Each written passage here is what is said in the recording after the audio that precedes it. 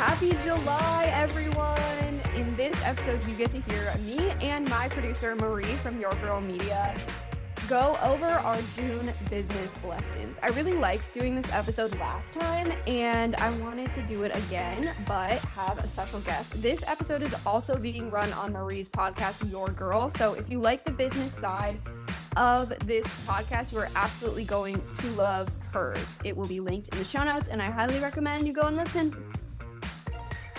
First of all, where are we physically? Because we've been traveling around. I'm in my home. I am in Boston. Yes. Okay. And when we were recording this last time, I was in Boston too, and I spent a month with you, and it was the dead of winter, and that's the only way I've seen Boston at this point. So, dude, I have to send you pictures out my window. It's literally magical, glorious. A treehouse. I live in a treehouse. It's amazing. Well, you do, because there's little birds in your AC. You're right. I think they hatched, by the way. They've been. I'm not kidding. But I hear them when I'm editing, and I just know, like, you're so pissed. Even when I'm on calls, people are like, "Oh my god, I hear your birds." I'm like, "Yeah, shut up." Don't fucking. They literally live in your AC. No, they do. It's really. Laura says she's a bird person, but then she hates these motherfucking birds that live in her house. So No, she's not a bird person. That's not true. I hate them because they're basic. Okay, they're house sparrows. I'm not about it. That's so rude. You A tell bird them person would you're never. done. Fine. Okay. Business lesson. Not a bird person anymore. No longer a bird nerd. No, I think you're a bird nerd because you have God. you love to learn them. We watched it on YouTube for like an hour one time. Like I have my bird app. Yeah. Yeah. Oh, speaking of bird, one of my favorite birds now is a duck. I'm basic, but when I was in Portugal, I went to this park every day and I stared at ducks for like an hour. And I know Alyssa, if you're listening, she loves ducks too. They're so cute. They stick their little head in their wing when they want to sleep, and they just splash around all day. I'm like, this is the life. Okay, back to business. I'm in Alabama. I just got done traveling. I went to Boston, then we went to Paris. We went to France. I went to Lisbon. I went back to France, and then now I'm back. You were also in London. Oh yeah, I went to London. And yeah, I'm back, and all my clothes are behind me that I need to unpack, which is exciting. But I skipped May's business lessons, and then June happened. So I mean, we're locked and loaded. Like, I would say a lot of shit's changed and is about to change for me. So I say let's get into it. Do you want to go first? Sure. My first business lesson is nothing groundbreaking. If you have been listening to me, if you have been hanging out on my internet, it is that you have to do the boring stuff because it works. And literally, Michelle said yesterday, I wrote it down. It was so funny, her delivery, but it's so true. She said, boring is profitable, and I don't care if you don't like it. Word. It's true.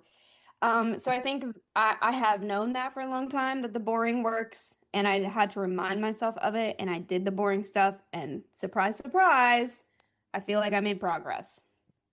Yeah, that's true. I finally started using my lead tracker, like as I should, and I made 3 sales that first day.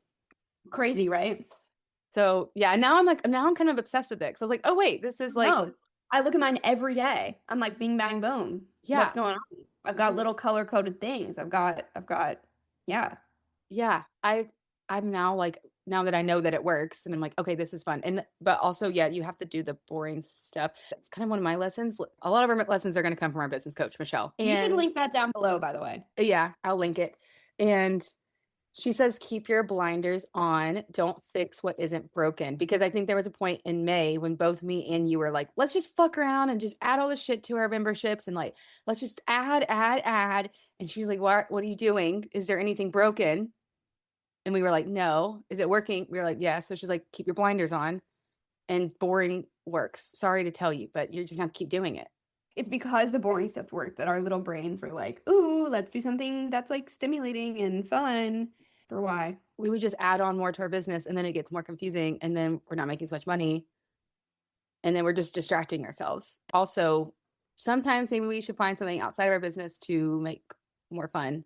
Like, I don't know if the business thing should always be the driver of fun, which is crazy because my whole business is fun. That's a big value for me. But I'm like, in the end, if you want it to be functional, it shouldn't be like I don't know.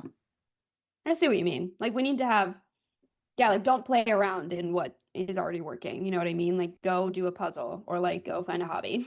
Yeah, literally go find a hobby. That actually, yeah, that was actually close to my first lesson. She said, don't keep adding. She said, successful businesses don't add anything new. They just keep doing what they're doing. They iterate. They iterate. Okay, my business lesson, I would say this is the biggest theme the past 2 months, is I put on my big girl pants and I hired your VA, Glenn.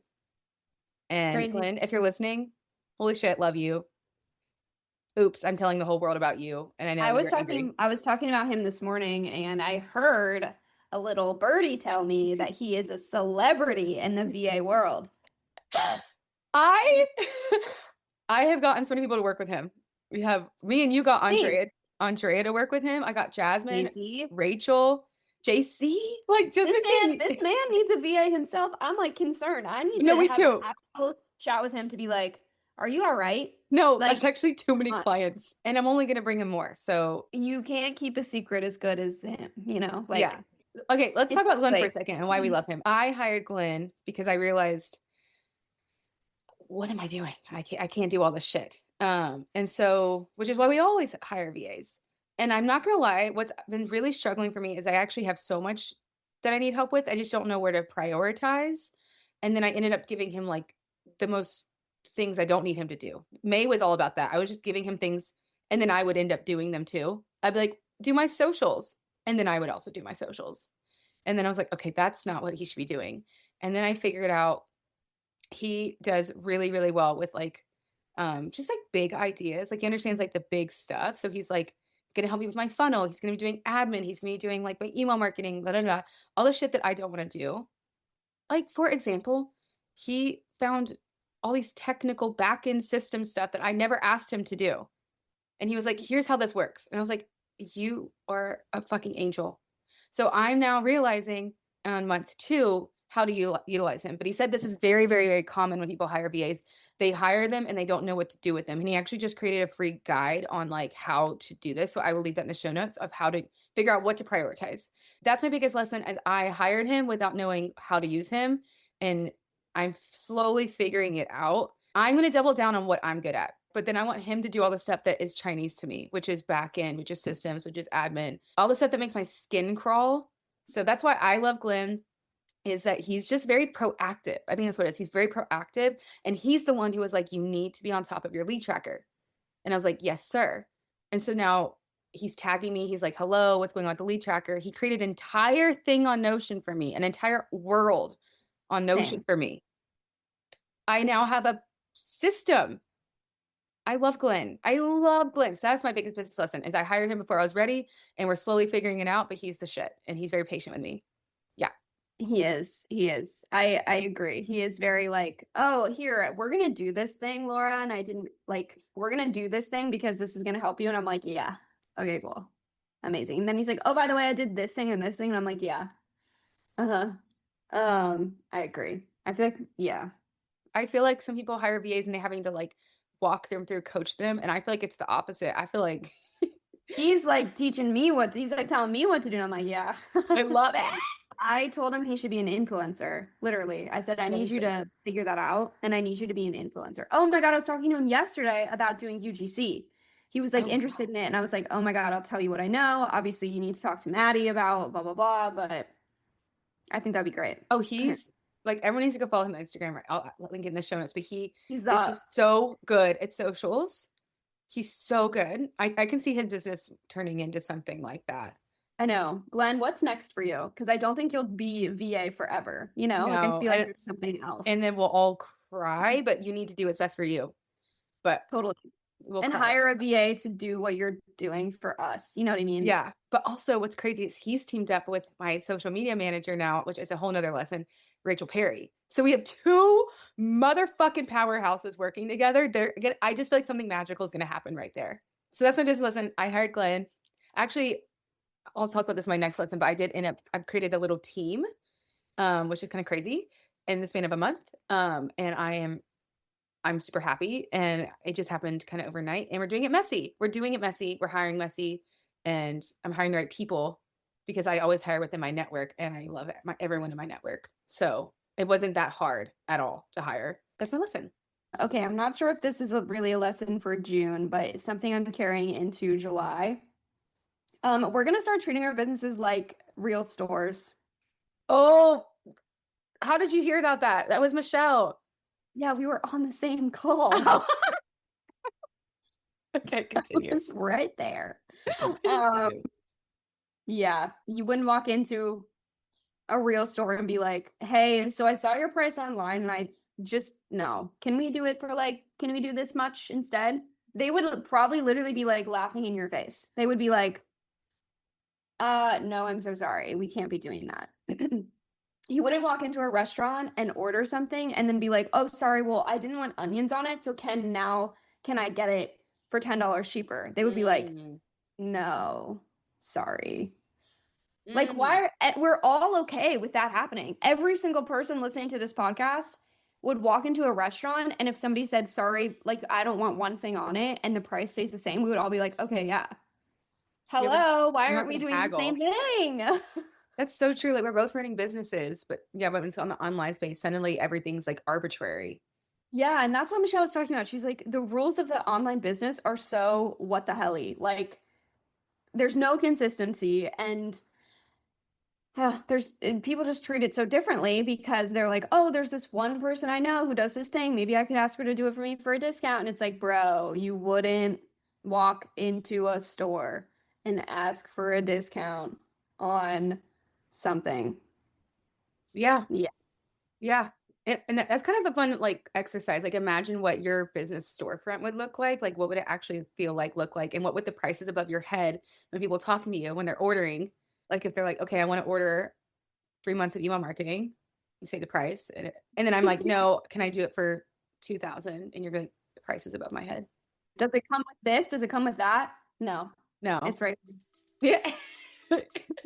Wait, I kind of want to play this game. What would your business storefront look like? One thing I talk a lot about on this show is making your content work for you even when you're not working. And that's exactly why I love Travel Payout. So it's an all-in-one affiliate platform built specifically for travel creators. There are 90 brands and counting on the platform, places like booking.com, Get Your Guide, Viator, and they're all in one dashboard. But the thing I want to tell you about is that they have this tool called Drive. So it's an AI powered tool and it runs in the background and analyzes your content and automatically places affiliate links and widgets in your content where your audience is most likely to click and book. This includes past content you wrote maybe 2 years ago and you forgot about it. You don't have to touch anything, you just let Drive handle it. It is free to sign up for Travel Payouts. It takes 2 minutes to set up, and you can get a bonus of up to $100 when you register through the link in the show notes. Ooh, okay, so I think I can't wait to get to a place in life where I can afford to lose like 30K a month on a real store. Love. Can't wait. I want it to be kind of coastal vibes. I want it to kind of be like outdoorsy, but I kind of want it to be like there's gold and there's florals and we sell flowers and beautiful antiques and you can order coffee and really good sandwiches and soft serve. That's what's going on. Oh, that's so good. Yeah. And I And told email you marketing. yeah, and email marketing. And my dream is to own a laundromat actually, but I've told you that before. Yeah. Yeah. I So. feel like what would be the most on brand storefront for me is to have a cocktail bar in New York. And there's like a podcast studio. I do And not feel cool enough to go in there. Yeah. yeah. And like it's a bit of a wait list. There's a bit of a speakeasy situation. You gotta you gotta say the word. And there's like maybe a trapeze artist. There's like some crazy circus shit. Okay, maybe not. And that's actually not on brand at all. A circus? I'm like, it's a circus. A circus that sells cocktails? No. No, that's actually not on brand. But the most on brand thing, if my business was a storefront, would be have a speakeasy cocktail bar in New York. It's like dark and moody, and you come in, you say the word, you get to come in, you have your espresso martini, you're loving it, and you're like, I'd like to start podcast production with you. And they'd be like, great, here's the price. And they're like, can I do it for this? No, No. literally the price above my head. So do you want your cocktail or not? That's the way to think of our businesses. It's such a fun exercise. What would your business storefront look like? I feel like yours to be on brand would be like, yeah, I think it's like outdoors vibes, green, lots of green. It's bright, you know, and there's lots of light, really lots of good plants. coffee. Really good coffee. Yeah. Really good coffee. And then maybe like green smoothies and like, Yep. and there's like travel, like just travel paraphernalia everywhere. And just, Right. I love that. And maybe there's like a board with like all the flights that are happening in the world. But it's like all the clients I'm working with, you know? Oh, like where are they flying to and shit? No, Okay, it's just like, that's oh, fine. I'm working with this person on this. Oh, that is so fucking smart. But it looks like the board, you know? Oh my God, I love that. I love that. Yeah. Yeah. So tell us what your business storefront would be. Hit us on Instagram. We want to know. Send those proposals with the confidence of a brick and mortar store. Is what it is. Period. Bye. Okay. So, this is such a good one. And this is one I have to keep reminding myself. Our friend Alyssa, my client, she has a podcast called the DM Sales Gal, and she's always about showing up online, showing up on your stories. And she had her most recent episode is her bitching at everyone, being like, what's your fucking excuse for not getting on stories? You have a pimple? Shut the fuck up. Your hair looks ugly? Shut the fuck up. Your back hurts? Get online. And her whole point is saying, you need to show up online even when you don't want to, because it's literally not about you. It's not about your pimple. It's not about your hair. It's not about your back hurts. It's about the people you can help. So anytime you're not showing up, there's someone not being able to see your services, not able to join your community. They're hiring the wrong email marketer who's going to fuck up their business. Like, you have to show up for the potential of helping someone. And that really changed my game. And I showed up on the internet yesterday, and I can't lie, I looked like a hot mess. I did not like what I looked like, and it was hot outside, and I did it. And I got some engagement and talking, and it's just not about, for me, it's the looks. Like, I always feel like I need to look I need to feel my best. I need to look my best. And that's not the point of showing up stories. It's not about being pretty. It's about like helping people. So whether if it's stories or content or showing up for your podcast, it's not about you. That's a big one. Are you checking who's watching your stories and putting them in a little nurture lead tracker? I haven't done that actually. So I go through and I look at Alyssa. If you're listening, please approve or disapprove of this action. I look at who is watching my stories, and I'll look at the very first story I posted, because Alyssa says that's where you can capture like new people. And then I look at the very last story, because obviously the number of viewers drops off as more stories you create. And so those people are like the warmest, quote unquote, or like, you know, they hung around. Literally in my nurture tracker, because like I'm like, I don't know if you're not necessarily a lead yet, but you're someone I want to nurture. I have a drop down that says all up in my stories. Like, there's some people who are just like, they're always there. And so I'm like, okay, so I'm going to go over to their profile and start a conversation with them. One of them I got on a call with, and I am in conversation with her about like, hey, like, do you need support doing this thing?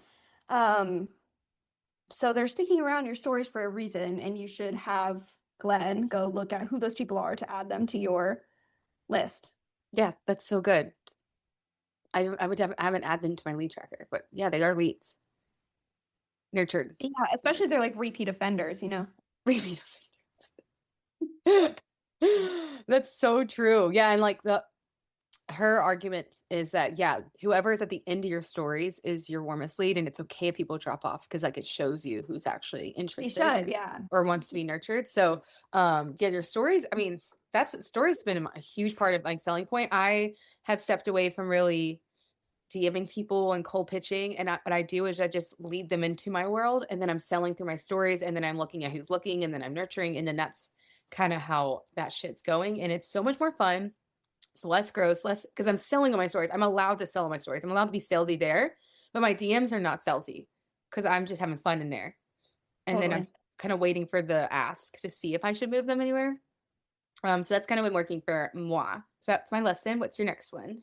Okay, there are about 5 tasks that Mm. move my business forward. That was my next lesson. Mm. They are podcasting. They are doing engagement, whether that is like having those conversations with people in my nurture tracker on LinkedIn or Instagram. The third one would be stories. The fourth one would be, doing my conversion events. So Oh it's 4 yeah. things. Yeah. So there's 4 things that literally, if I just do those over and over and over, I'm bound for success and I don't have to do any fucking thing else. I mean, how freeing is that? Again, boring builds businesses. That's so I know. freeing that you figured it out. Figured it out. Yep. And now you know. I could add cold pitching to that list, but that Yeah. just takes much longer. And as much as I love cold pitching and I'm actually good at it, I Wow. don't feel like doing it right now. Yeah. I mean, talk about your workshops because I feel like workshops are something like I just know that they Yeah. just convert. I have been doing private newsletter trainings. So I'll invite some people who have been all up in my stories or in my world, or I've had conversations with, and I reach out to them and I'm like, I'm running a small private training. And I wanted to invite you to this newsletter training on how to send one consistently, as easy as a text. Because we had a conversation earlier about newsletter, or you posted this thing about blah, like giving them a reason as to actually why I think this might be useful for them. And these are not cold people, because Michelle has helped me realize the event is tailored to like where the attendees, the stage that they are in with my business. So the content and the way I'm presenting the training is not going to convert cold people. It's going to convert people who are a little bit warmer. So what's happening is on those conversations at the end, I have a QR code right there, and I'm like, I tell them at the top of the event, I'm not like, you're going to get a whole bunch of information from me in the next 15 to 20 minutes is what I've like narrowed it down to. And if at the end, I'm going to tell you how I can support you in your email marketing, you don't have to take me up on that, but just like grab a pen, let's go. Like you're going to get what you need by the end. So it gets to the end and I have a QR code and I'm like, this right, like I have my QR code right here. You can book a call with me right now. And then it's done. It's not on your to-do list. You're like, oh, I should probably go follow up with Laura, blah, blah, because you're not gonna. So if you do it right now, we can actually have like a newsletter strategy conversation of like what it could actually look like for your business. People get on those calls, then I convert them. I think like right now I need to do the actual math on the percentage of conversions. I think my conversion rate right now is above 50%, closer to like 70, 75% Holy of the shit. people that I get on those calls that then convert to a service. And I've only ran this 3 times so far. Oh my God. Okay. Are you now with the second part when they call it? Is that a charge strategy call? So what I say, this is a 20-minute working Okay. strategy call with you. I Okay. tell them on the presentation, I'm like, this is not a sales call. And that's like not my intention of this. My intention is to learn more about where you are with email marketing and like your goals. And then they come to the call and I'm like, hey, like I did a quick stock of what you're doing online. Here are some thoughts I have about your email marketing. What's working for you right now? What's not? I ask them questions and it turns into a conversation of them being like, okay, interesting. Yeah, maybe you could help me with that. Can you show me your prices? Blah, blah, blah. So Yeah, yeah. but they're short little calls. The second Right. part. And some of those calls actually have turned into an actual sales call. Like with intention, they booked a separate time with me instead of the QR code at the end of the email. Like maybe we chatted back and forth in DM and then we sat down on a proper call to be like, what do you actually need? And then convert them that way. But Wow. I mean, crazy. so fucking good. So fun. Wait, this brings me to my next lesson because now you figured it out. Now, how the fuck are we going to do with your capacity? Because you're not having a sales problem now. And I think I've always been over capacity in my business, so I like actually don't know what it feels like to not. Genuinely. I don't know what that means. I don't know what that feels like. I have always had too much to do, and feel like, yeah, it's a problem.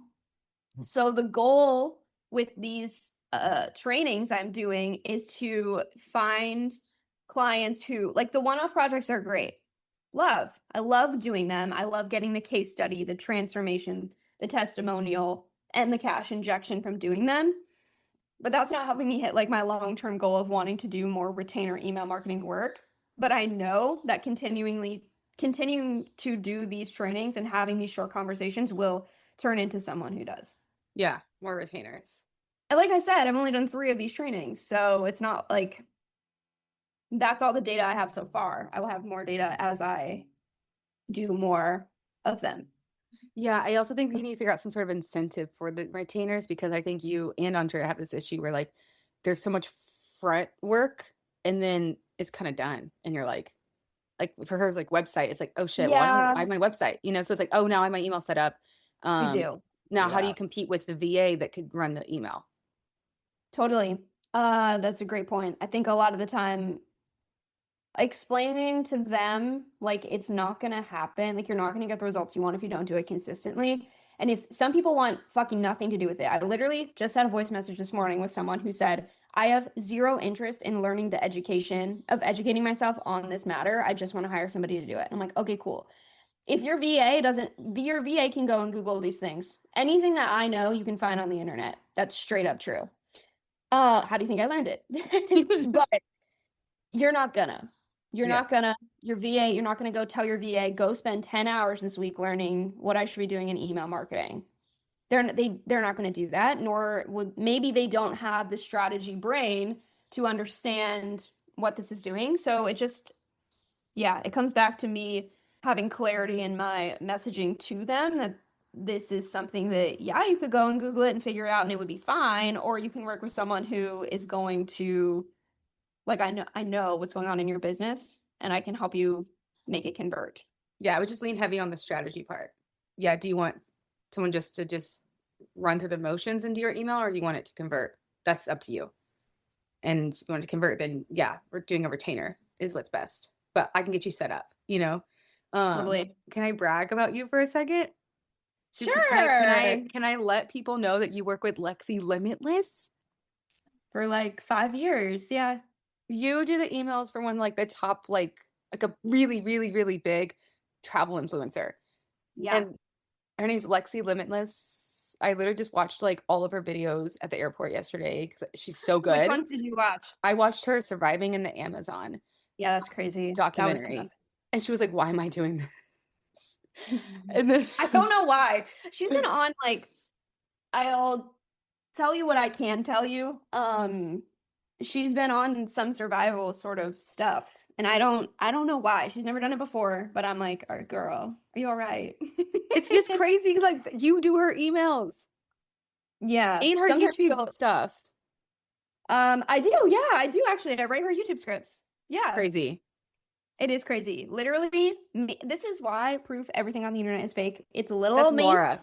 here, tip typing. It's Laura. And then there she goes. Yeah, crazy. Oh my God, just so fucking cool. You need to brag. I just bragged about you to someone. I was like, you need to hire Laura because who she works with this bitch. True. I just finished writing a YouTube script for country number 176. It is, drum roll please, let me remember. I just finished it the other day. I've written 176 of them, so I can't keep them all straight. It was the Solomon Islands, maybe. Okay. Some country in the Pacific. Looks beautiful. Sounds Yeah, great. they're all beautiful. Yeah, Yeah. that's literally just want you should brag about that more. That you work with like I a know. major viral travel influencer. 1.8 million followers just on Instagram. And you do her emails. Like, Ooh, it's me. I know, it is crazy. Yeah, I should Um, probably talk about that. That was one of my June goals. I kind of actually, but thank you for reminding me. brag more. July Brag, goals. everyone brag more.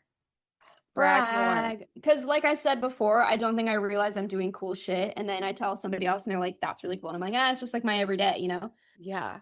Okay, going back to the capacity thing, that's one of my lessons that I learned in one of the last episodes where our coach Michelle came on and she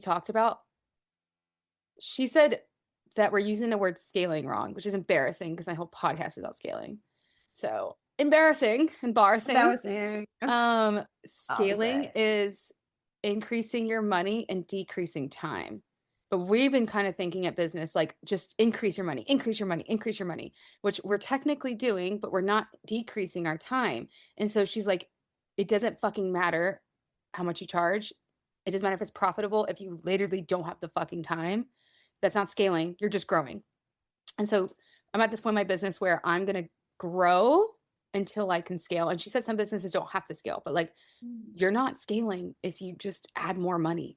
Like you have to decrease the time. And so I've had a massive wake up call with talking to her of what I should be charging based off the time that I put in. And it does mean, okay, I'm going to use you as an example. You are my client. I don't want to raise my price on you because you are one of my first clients. You don't have to do that. To scale doesn't mean you have to let go of your original clients and just price them out, but you can work with it by decreasing the time. So I'm going to take away things so I can keep you at that price and we still get to work together. And I feel like a lot of people just think like, oh, well, I'm going to keep pricing out clients and to just keep, but then you're not taking away You're the not time. fixing your time. Yeah, you're not fixing like the main You could bring on problem. 5 new clients, but then you're fucked with time. It's so interesting. So it's about like playing this game of like, okay, I'm going to decrease time with Laura, raise the price with this person, but decrease the time. I don't know. I just don't think we're thinking about the time. So cool. I'm Yeah. so glad that your conversions are 70%, but are you fucking prepared to be timed out like at capacity? And I'm like, it's great that you're an amazing sales machine, but are you prepared for being so good at sales? You know? Oh, no, I'm not. I'm not. And so I don't, Michelle, help. Michelle. So we figured out, like, the cool thing about Cocktails and Clothes, my membership, is that, and your membership too, that can scale. Like once you figure, nothing really changes that much in time.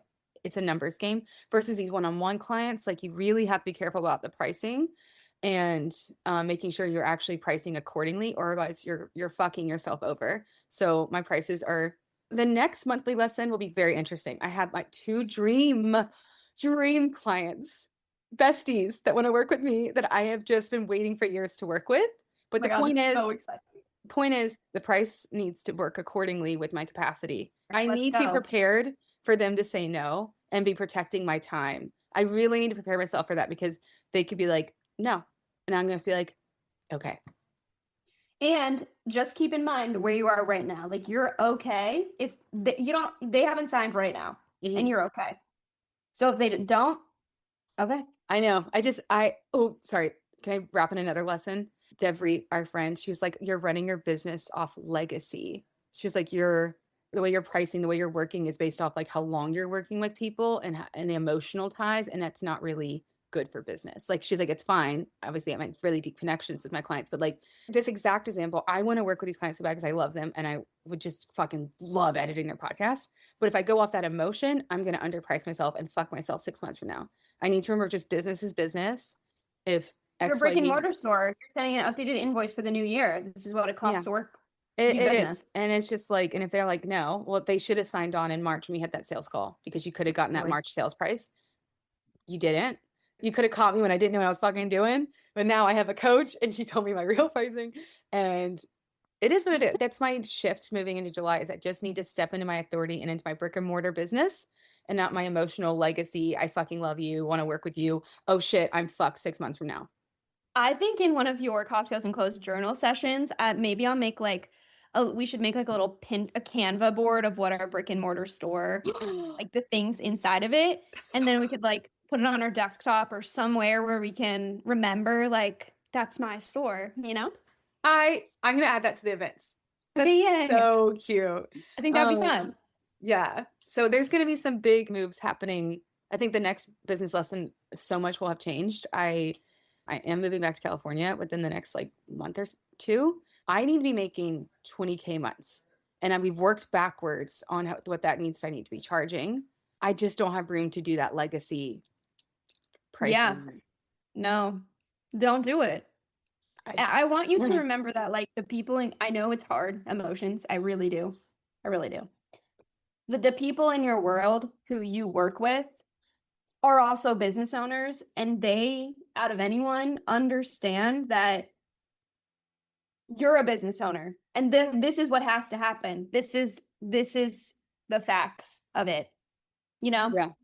Yeah. And they would do the same. So it's like Could do the if I same. tried to work with Glenn now, which actually I think he has raised his prices, and someone's asked me about it, and I was like, I mean, I worked with him, what, 2 months ago. So it is what Don't it ask. is. He's You a busy know, guy. he's He's a a bit, busy guy. well, because he's getting to a capacity and he's getting to raise his Right. prices because everyone's obsessed with him because we can't shut up about him. So we're to deal with that. But wrapping that all up in a lesson, capacity, you should be thinking about capacity, not just your pricing. And scaling is not just making more money. It means making more money and decreasing time. And if you're not doing that, you're not scaling, you're just growing. Which is not a bad thing, but It's just just keep not a it in bad thing, mind. but you are probably burnt out. And I really think you need to listen to that episode with Michelle. I think it's called like Why You're Overworked and Underpaid. I just think like if any episode on my podcast, that's the one you should run to if you're growing but not scaling. That's my lesson. Big one. So for months, my community has been $67 a month. Okay. And for some reason, I have felt really weird about it. I don't know why. Probably some money mindset related issues, but I don't know what it is. I don't know. So that's the thing. The people who are in my community right now are people who are working with me in another capacity and are accessing the community as a byproduct of that, or they joined the community before I increased the price to $67. It used to be $37. When I first started the community and it was $37, I felt like I could yap about it all day long, no matter Mm, what seat, because I was like, it's literally the price of lunch. It's literally less than a checked bag. Like, it was just so incredibly no-brainer to me, and it's so accessible to new creators, and I don't think I'm being tone deaf about that at all. And so I haven't really talked about my community at all, for a couple of reasons. One, because it felt weird. Two, because I was prioritizing getting higher ticket retainer work over chasing somebody for $70. And what's been happening is I've had people joining my community from the podcast. And I have a bunch of people in my DMs, Maria, I didn't even tell you this, who are like, oh my God, I listen to your podcast. I know I need to be treating my show like a business, blah, blah, blah. I'm kind of new at this, blah, blah, blah. And I'm like, okay, so they're like newer. And mhm. now I have, if I bring the price down, it's literally better for me to go and sell 10 spots at $37 and have a recurring almost $400 every month from those people, or leave it at 67, feel weird talking about it, not talk about it, and randomly get people in on a whim to pay Every now and then. $70. Yeah, because energetically, So, it doesn't feel good to talk about it or sell it. yeah, so I'm bringing the price back to $37 because that feels fun and exciting to me, and I know I can talk about it at length because it is so incredibly no-brainer. And I have people in my DMs who are like newer creators, and I'm like, well, they right now don't have budget or capacity to work with me one-on-one. So this is your next best thing if you want to be further in my world, actually Hmm. ask me questions, whatever. This is the offer. Instead of me being like upset that these people are even there, I'm now like, here's an offer for you at an accessible price. There you go. Yeah. And it is accessible. Like if you can't invest $37 a month, I don't know what you to don't tell care you. about your business. Like, I'm sorry, but like you don't want to invest anything in your business at that Yeah, point. like people will find, we always find the money, if you really want to do Yes. something. So if you really want to focus on growing your creator hood into an actual business, you'll find the $35. So are you gonna bring back some of the time that you're putting in since it was 67? Go back to the capacity So thing? yeah, I definitely want to put in my $37 self into the community in the best way possible. So what I think I'll do is I will still host like Q&A sessions. That's great. Twice a month. Right now I have like a quarterly planning session in there. I think that I will get rid of that event and just post like, here are questions you can think about for the Mm, quarter. Here's a voice message from me. I also don't need to be posting something in there every day, which by the way, I'm not. But just like I'm coming at it more mindfully, like I don't have to, $37. yeah, I don't have to, you don't get the access, you don't get the $1,000 access to me, other people do. Yeah. And I have 130 free episodes. for you to go find your answer to your question. Yeah. Yeah. That's so good. And Yes, I feel great about it. Feels good. Yeah, so I'm so excited about it. And I haven't been excited about it for a while because I've had like weird guilt about like its growth and then whatever. So, Fuck yeah. yay. Yay. So my moving forward to July, I still have 8 spots left in my community. Not for long. Cocktails and clothes. 3 sold in one day from the day I got back from vacation. Like I opened my app and they're like, I want to buy, I want to buy, I want to buy. I was like, okay. So here's what I'm hearing. You need to go schedule some time out of office. I think the less, and we talk about this, the less we give a fuck, the more we attract. And I was gone for like a week and mentally gone for a week and a half. And I came back and everyone's like, hello, I'm obsessed and I want in. And I was like, okay, cool. Anyways, we have 8 spots left. And so after this sale, and I know you're going to agree with this, no more fucking free trials, because I realized the people who are taking action and are joining are just so more invested. They're like, I want to hang out with people. I want to meet people. I want to show up to the calls. And the free trialer people get in there, they get some clients, and then they fucking leave. And it's just not the right energy. So, yeah. So after the 8 spots, no more free trials. Actually, we're closing the membership. We don't know we're opening it again because we're creating a wait list. And that's its own new journey for me. And you're going to be doing my emails. And I have an amazing strategy to show you on Monday. We're going to be creating so much motherfucking FOMO. You're going to be drooling at the mouth when we do open the doors. And you're like, bitch, get me in. Because something I talked with my coach, Julia, is it's super important to protect the community. And it's not just like letting anyone in. So you're going to have to apply to get in now. Again, unless you come in at these 8 spots. But like, you're going to have to apply. Because I think that's what makes it so special is the kind of people in there. And we need to protect that and also not allow too many people in at the same time. So that's why we're closing the membership. So there's a lot of new shifts happening and I'm really excited and it's new, but I've never created a wait list before. And now I have a team. Erica's writing my threads. Rachel Perry's doing my socials. So if you follow me on Instagram and you're suddenly like, why is she so talented at social media? It's not me at all. That's fucking Rachel Perry.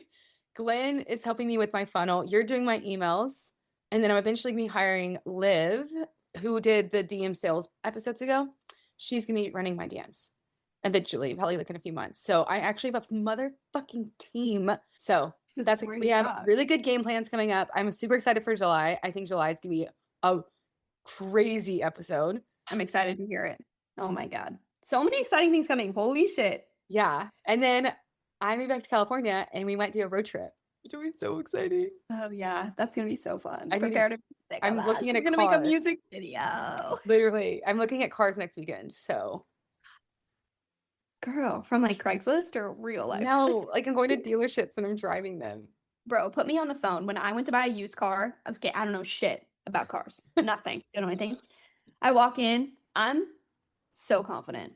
I am like stone cold face. We're talking to Kyle, who sold us the car, right? Every car salesman, same crowd, yeah.